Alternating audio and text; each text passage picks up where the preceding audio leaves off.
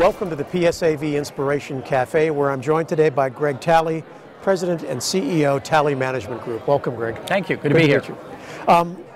You have a very unique perspective because you work with a broad spectrum of associations, and of anyone you would know what's going on, what's new, and so what's new and what's changed and what hasn't changed. Well, it is kind of fun because we work with over 30 different organizations, and they're in numerous industries. We tend to be heavy into healthcare, but then we're in all sorts of other industries as well, including a major Smurf meeting. So I do get to see a lot of different things. Sorry, Smurf meeting? Smurf, social, military, educational. It's fraternal, so it's kind of this squishy group, they call it, which is how it got the Smurf name. So I get to see the industry from lots of different perspectives, and with over 30 years, that has given me some perspective. And then one of our clients is a convention industry council, so I'm also charged with kind of viewing the industry from very broad top side down in terms of what's happening. So as you said, you know, what's changed and what hasn't. I think the biggest dynamics for change right now are the issues around relevancy, the issues around competition, and the issues around globalization.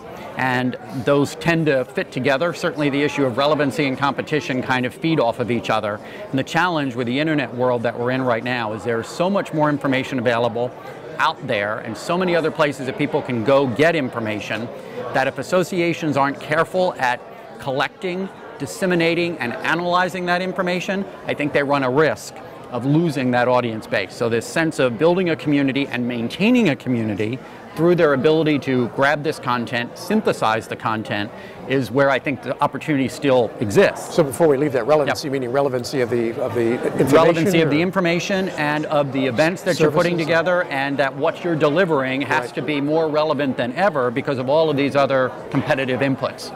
So that's huge.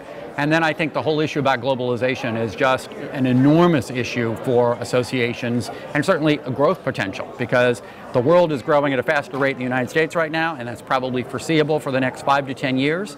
So if you want to be successful as an organization, you have got to be looking global right now. So that's got enormous implications. Has the reason to attend a meeting changed, or is it the same?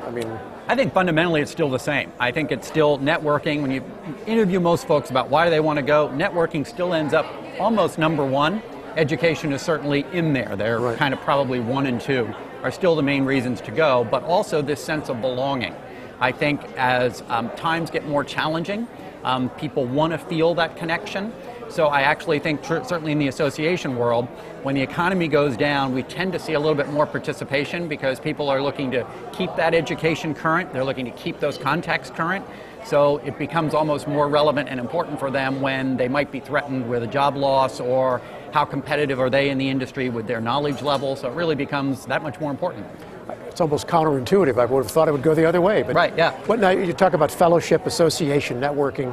To what degree have the social media like LinkedIn and Twitter replaced that, or has it replaced that? Well, it has. If the goal, one of the goals is building the sense of community, then it's a question of who's doing that better. And that's where I think associations run some risk with the communications tools that are out there now, the technology that's out there now, about how far do they let that go away from them. And if they're not building it, if they're not playing in it, we know that conversation's happening out in LinkedIn right now anyways, and if you're not as an organization tied into that and bringing it in, then part of the whole reason for people to be associated with you is now off sitting over here rather than you bringing it in. So that's why the social media really plays into it. Excellent point, because associations are in effect a community. They have to be. Communities exist. If you don't have it, it's going to exist, as you say, somewhere else. Right.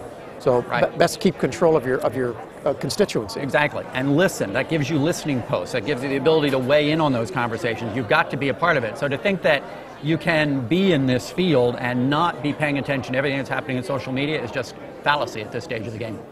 In some cases, as I understand it, obviously some association meetings are a must-go-to, a certification meeting, healthcare, but others are optional.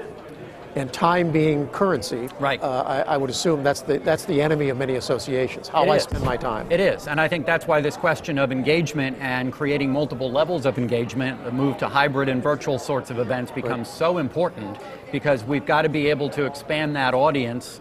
And what the data show is when you do something hybrid and virtual, you're not cannibalizing your audience. You're in fact creating a bigger funnel for people that will then want to come to the face-to-face event. So in fact, it's enlarging the potential audience base that you can reach. So the risk is not that we'll move to complete virtual meetings. Exactly. It's actually augmenting the live meeting. It's augmenting the broader audience and then augmenting the numbers that actually then say, I heard about it, I saw what happened, I want more of it, I want to go to the meeting. Greg, thank you so much for your time. Great talking to you. Appreciate it.